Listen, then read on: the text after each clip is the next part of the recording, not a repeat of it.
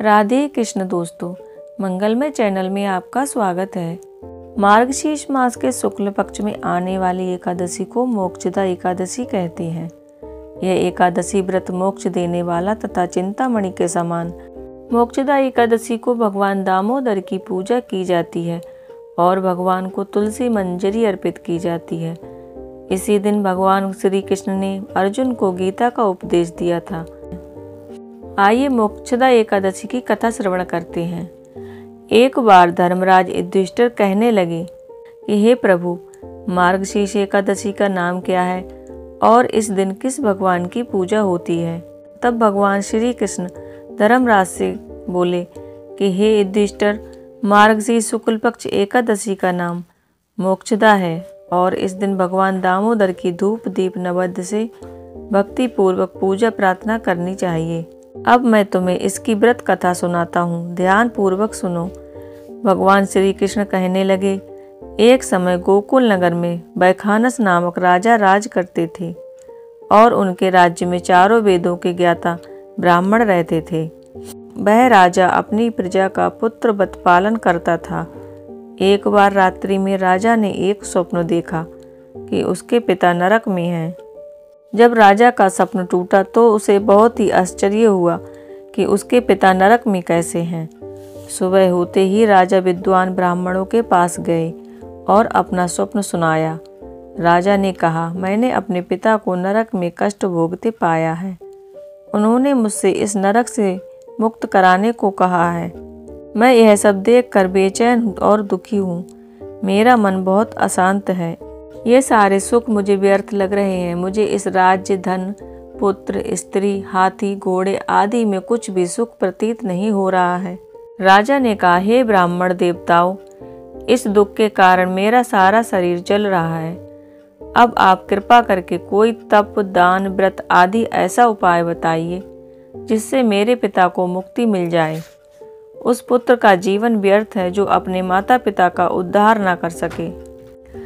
एक उत्तम पुत्र जो अपने माता पिता तथा पूर्वजों का उद्धार करता है, वह 1000 मूर्ख पुत्रों से अच्छा है। जैसे एक चंद्रमा जगत में प्रकाश कर देता है परंतु हजारों तारे नहीं कर सकते। ब्राह्मणों ने कहा, हे राजन, यहाँ पास ही में भूत भविष्य वर्तमान के ज्ञाता पर्वत ऋषि का आश्रम है। वे आपकी समस्या का हल जरूर करेंगे। ऐसा सुनकर राजा मुनि के आश्रम पर गया।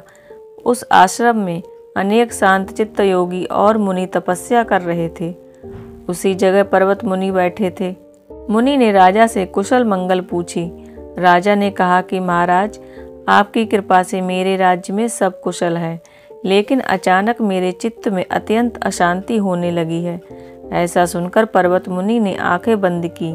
फिर बोले कि हे राजन, मैंने योग के बल से तुम्हारे पिता के कुकर्मों को जान लिया है। उन्होंने पूर्व जन्म में अपनी एक पत्नी को पत्नी का सुख दिया और दूसरी पत्नी के साथ अन्याय किया।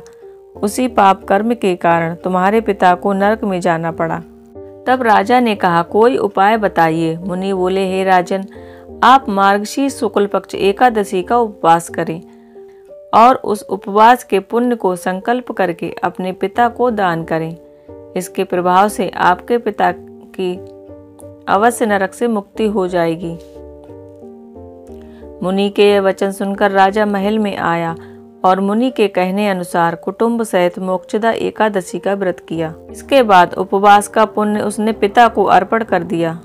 इसके प्रभाव से उसके पिता को मुक्ति मिल गई और स्वर्ग को जाते हुए अपने पुत्र से कहने लगे, हे पुत्र, तेरा कल्याण हो।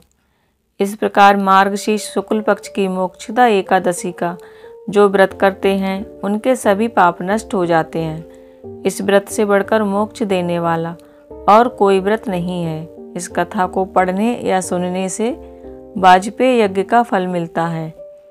यह व्रत मोक्ष देने वाला तथा चिंतामणि के समान सब कामनाएं पूर्ण करने वाला है। भगवान श्री कृष्ण की कृपा आप सभी पर बनी रहे। इस प्रकार मोक्षदा एकादशी की कथा यहीं पर समाप्त होती है।